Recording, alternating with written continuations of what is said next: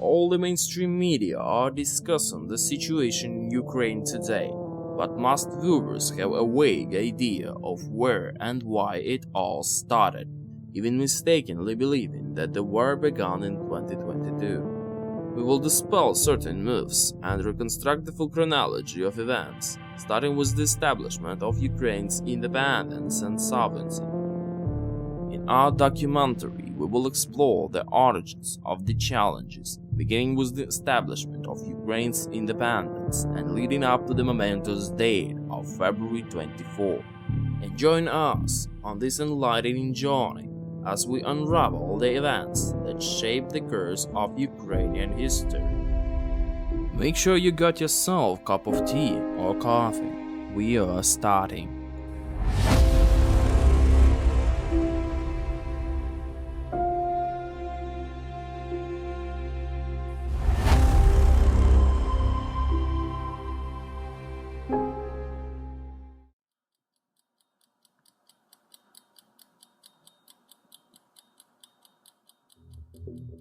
Among the so-called Parade of Sovereignties on 60 July 1990, the Parliament of Ukrainian USSR adopted the Declaration of State Sovereignty of Ukraine. The document decreed that Ukrainian USSR laws took precedence over the laws of the Soviet Union, and declared that Ukrainian USSR would maintain its own army and its own national bank, with the power to introduce its own currency. In October 1990, on the square of the October Revolution, something remarkable happened that may sound poetic. The student union initiated a protest against signing of new peace and alliance agreements with the Kremlin, passionately advocating for Ukraine's full independence. This peaceful protest, famously known as the Revolution on Granite, achieved its goals. After Ukraine declared independence in 1991, the square was renamed to a name that resonates loudly and is widely recognized: Maidan of Independence. These events, which unfolded years ago, can be seen as the seeds that laid the foundation for the current conflict, as the societies of Ukraine and other former Soviet republics embraced the collapse of the Soviet Union. They viewed it as an opportunity for self-determination and independence. However, for the citizens of the Russian Socialist Republic, and later the Federation, this event was perceived as a profound geopolitical tragedy. They believed that they had lost their superpower status, with Moscow at the heart of the Union, while the rest of the world and other 14 republics of the USSR viewed it as a union in name and spirit. The Moscow elites and the Russian community saw it as exclusively theirs, extending their ownership over the territories of the other 14 Soviet republics. Even today, the Russian community still holds onto the perception that the lands of Ukraine and Belarus belongs to them. One of the popular beliefs in Russia today is that the United States caused the collapse of the Soviet Union, rather than the shortcomings of the Soviet economy. Former US President George Bush personally visited Kiev before the Declaration of Independence, seemingly trying to help Soviet leader Mikhail Gorbachev prevent the collapse. During a difficult period for the newly formed Russian Federation, when it faced this array and the risk of widespread hunger, the United States provided aid in form of food and money to support Russian pensions, totaling $3 billion. However, due to years of anti-democratic propaganda, these actions by the United States came to be perceived by the Russian community as a fabrication, with the belief that nothing of the sort had ever happened. During the collapse of the Soviet Union, Russia encountered significant economic difficulties, mysterious acts of terrorism, and a brutal conflict in Chechnya. Amidst these struggles, a feeling of resentment and desire for revenge took hold in Russian society. Seizing this opportunity, a group of former KGB agents adeptly reinvented themselves as a formidable entity aligned with organized crime. Exploiting the emotions of people, they consolidated power, silenced opposition, and removed any potential adversaries or dissenting voices. The US political elite, despite their initial reluctance for the Soviet Union to disintegrate, found themselves grappling with a pressing concern: the vast number of nuclear weapons scattered across its territories. It was within this complex backdrop that the newly formed country of Ukraine emerged, holding an astonishing arsenal of approximately 900 nuclear warheads. This staggering number surpassed the stockpiles of the United Kingdom, France, and China, positioning Ukraine as the world's third largest nuclear power in terms of warhead quantity. This unprecedented situation triggered unease within the international political community. There was a palpable sense of uncertainty surrounding the fate of these nuclear weapons and the potential risk they posed. The world anxiously questioned who would assume control over this immense destructive power. In response to this critical consensus, a momentous agreement known as the Budapest Memorandum on the non-proliferation of nuclear weapons was forged. This historic accord brought together Ukraine, Russia, the United States, and the United Kingdom. The signatories committed themselves to a comprehensive set of principles. Firstly, they vowed to refrain from creating territorial threats to Ukraine or using weapons against it in any form.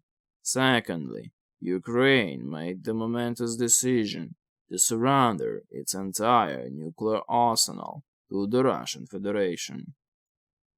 The Budapest Memorandum played a pivotal role in safeguarding the non-proliferation of nuclear weapons, assuaging global fears, and averting potential conflicts that could have arisen from the possession of such formidable weaponry. In the 1990s, Ukraine, same like Russia, faced a challenging period marked by the rise of mafia organizations and criminal conflicts. However, even during this time, the younger generation in Ukraine began to identify themselves as a European nation, a land of freedom. Power, on the other hand, shifted between various oligarchic clans. In 2004, the Putin clan, which had gained prominence in Russia, came to power. Their objective was to rebuild a union under a new framework.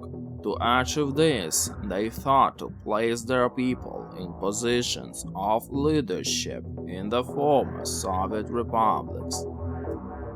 Viktor Yanukovich, an unremarkable businessman from Donetsk, with a notorious past as a criminal in the 1990s, became the person tasked with overseeing Ukraine for Putin's clan. To secure Yanukovych's leadership, a corrupt pyramid was constructed, funded by the Putin clan. However, the opposition led by Viktor Yushchenko and the freedom-seeking Yans of Ukraine vehemently opposed this plan. On November 22, 2004, large-scale rallies and protests erupted, denouncing the falsification of election results that allegedly declared Yanukovych the winner. The revolution successfully paved the way for a fair election, with Yushchenko gaining the support of the western and central regions of Ukraine.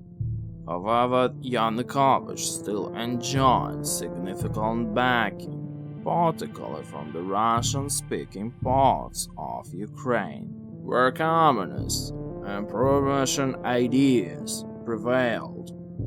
This division in Ukrainian society gave rise to language disputes and contradictions, with the western and central regions envisioning their future as Ukrainian, while the Russian-speaking areas held a different perspective. These events further fueled the growing flames of war. Just a year prior, tensions escalated between Ukraine and Russia over Tuzla Island, a small landmass situated between the Black Sea and the Sea of Azov.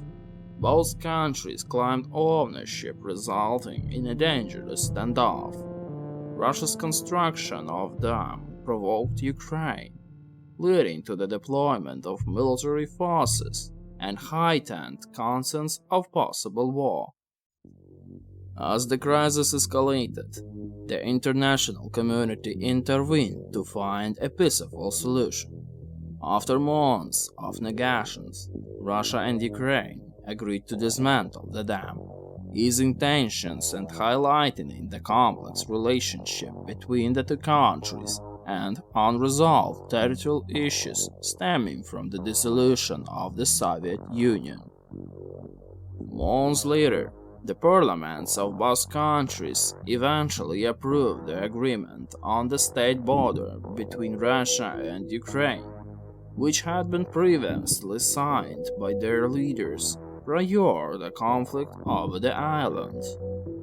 Alongside territorial disputes between Ukraine and Russia, there are also economic conflicts. The infamous Cheese War is just one example of several trade disputes. In January 2012, Russia's chief sanitary Dr. Onyshenko claimed that the quality of cheese imported from Ukraine posed a serious health risk, a statement that was supported by Belarus. In February of the same year, a ban on cheese imports was imposed, leading to the seizure of all imported products. It's a typical Russian approach to initiate investigations only after making loud statements. An independent expert group from Russian laboratories conducted tests on cheese products from all of 3 countries, yielding surprising results. Ukrainian products were recognized as high quality, while Russian products were found to contain palm oil, impurities prohibited by sanitary standards. In May, all import sanctions were lifted. However, during these 4 months of public accusations, the Ukrainian cheese industry suffered significant losses, totaling $300 million. The Ukrainian business sector has endured numerous economic setbacks, facing a series of such blows. It remains unclear whether the strikes were strategically intended as part of future military plans. However, the Ukrainian side has borne significant economic costs as a consequence of these strikes. These events have had a far-reaching impact on various industries, exacerbating the challenges faced by the Ukrainian economy. In 2008, the 20th NATO summit took place in Bucharest, where leaders discussed pressing global matters, such as Kosovo and the war in Afghanistan. One of the crucial topics on the agenda was the expansion of the alliance strategic defense capabilities, including the potential inclusion of new members like Croatia, Albania, and Macedonia. During the summit, the issue of Ukraine and Georgia's aspirations to join NATO was also addressed. It was reported by the Russian newspaper Kommersant that Russian President Vladimir Putin personally conveyed his opinion on Ukraine to George Bush. The newspaper quoted Putin as stating that Ukraine was not even a fully fledged state. Through this remark, Putin alluded to his perspective on the territories and implied the possibility of armed conflict with Ukraine if it pursued further steps toward the West. It remains uncertain whether these words held decisive weight, but the undeniable reality is that Ukraine was ultimately denied. As President Viktor Yushchenko's term neared its end in 2010, Ukraine found itself on the precipice of another pivotal moment in its political landscape. Over the course of 5 years, Yanukovych's party and pro-Kremlin factions had been meticulously strategizing and laying the groundwork for the upcoming election campaign. They skillfully tapped into the discontent and frustration lingering from the aftermath of the Orange Revolution, while simultaneously expanding their influence through corrupt practices. Yushchenko's presidency, once marked by hope and aspirations for more democratic Ukraine, had been marred by political setbacks and scandals. As a result, his popularity waned, and his political career effectively came to a close. Meanwhile, a new player emerged on the scene, Yulia Tymoshenko, capturing the hearts and minds of the pro-European segment of the population. She would soon become Yanukovych's main contender in the impending election. Tymoshenko, a charismatic and determined leader, embodied the hopes of those who yearned for closer integration with Europe and the values associated with it. Her staunch, pro-European stance and fiery rhetoric resonate with many, positioning her as a formidable opponent to Yanukovych's pro-Russian orientation. The stage was set for a fierce political battle that would shape the future of Ukraine. Yanukovych's party, well versed in the art of political maneuvering, sought to capitalize on the disillusionment and frustration that had permeated Ukrainian society. Corruption schemes were employed to solidify their influence and secure key support. As the election campaign unfolded, tensions grew palpable. The country stood at the crossroads, torn between divergent paths and competing visions for its future. The electorate found itself divided between those who thought closer ties with Russia and those who advocated for a more European-oriented Ukraine. Ultimately, the 2010 presidential election marked a critical turning point. Yanukovych, backed by a well-orchestrated campaign and a carefully cultivated image, managed to secure a narrow victory over Tymoshenko. His victory, however, would not come without consequences. The bitter polarization and underlying tensions that characterized the election campaign laid the foundation for future challenges and deepening divisions within Ukrainian society. The transition from Yushchenko to Yanukovych represented a shifting political landscape, were pro-European aspirations of Tymoshenko's supporters clashed with Yanukovich's pro-Russian leanings. It marked a significant juncture in Ukraine's journey toward defining its identity and determining its geopolitical orientation. In the midst of this political struggle, Viktor Yanukovych emerged victorious after the second round of elections. Not surprisingly, his opponent, Yulia Tymoshenko, filed a lawsuit alleging vote fraud. According to her calculations, about 1 million votes were manipulated.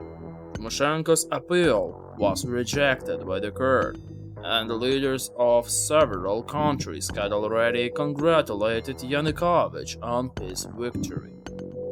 Following the pattern of 2004, Tymoshenko had plans to organize a similar resistance, but the Russian intelligence services, which supported Yanukovych, anticipated this. Tymoshenko was charged with embezzlement of public funds during her tenure as prime minister under President Yushchenko's administration, and she was quickly sent to prison. Tymoshenko tried to appeal the decision of the Pechork's court, but the answer was clear and firm: the sentence stands. It was noted that the decision of appeal court was condemned by the European Parliament, the European Commission, and the foreign ministries of Canada, the United States, France, as well as the World Association of Ukrainians. From Russia's perspective, the demilitarization of Ukraine served an opportunity to exert influence and shape the country's defense capabilities. The reduction of Ukrainian military vehicles and infantry was seen as means of weakening Ukraine's overall military strength and ensuring that any future Ukrainian armed forces would conform to Russia's vision. This approach aimed to create a cooperative force that Russia could control or influence, rather than the one that posed a significant threat. In 2012, the appointment of Dmitry Solomatin as Ukraine's defense minister played a pivotal role in the demilitarization process. Solomatin, known for his pro-Russian stance, actively pushed the agenda of reducing Ukraine's military capabilities. Under his leadership, measures were implemented to streamline and downsize the Ukrainian armed forces to conform to Russia's vision of a less threatening military structure. Igor Lebedev, the Deputy Secretary of Ukraine's National Security and Defense Council, was another key figure in the demilitarization process. Lebedev played a significant role in the gradual reduction of Ukraine's military vehicles and infantry, and in shaping the country's defense capabilities to Russian interests. His policy aimed to create a cooperative framework closely aligned with Russia's regional strategic objectives. During this period, a controversial law was passed in Ukraine regarding records documentation. The law mandated the disposal of all archive documentation related to individuals in record centers. This controversial law became a focal point of debate, with some viewing it as a deliberate attempt to conceal or manipulate information. Critics argued that it hindered efforts to investigate any inconsistencies or misconduct related to the recruitment process, potentially undermining the integrity of Ukraine's military institutions. In conclusion, the hardened demilitarization of Ukraine from 2005 to 2013, seen from the Russian perspective, aimed to shape Ukraine's defense capabilities in line with Russian interests. Salamatyn and Lebedev played instrumental roles in implementing those measures, reducing Ukraine's military vehicles and infantry. Additionally, the controversial law regarding records documentation added another layer of complexity to the demilitarization process. By examining those developments, we gain insight into the complex dynamics and underlying motives surrounding Ukraine's demilitarization during this period. Salamatyn and Lebedev sought to refuge in Russian Federation after the events of the winter of 2013-2014. In 2019, Prosecutor General Lutsenko announced that Salamatyn had been formally charged, albeit in absentia, with suspect involvement in Yanukovich criminal organization. The charges against him include a range of offenses, including embezzlement of property on a significant scale, abuse of office, and high treason in favor of the Russian Federation. In addition, in 2020, Lebedev joined Salamatyn in being charged with high treason, making them both individuals wanted by Ukraine for their alleged actions. A variety of interrelated factors come into play when examining the complex causes of the ongoing conflict. These auxiliary elements, when viewed as a whole, provide a comprehensive understanding of today's war.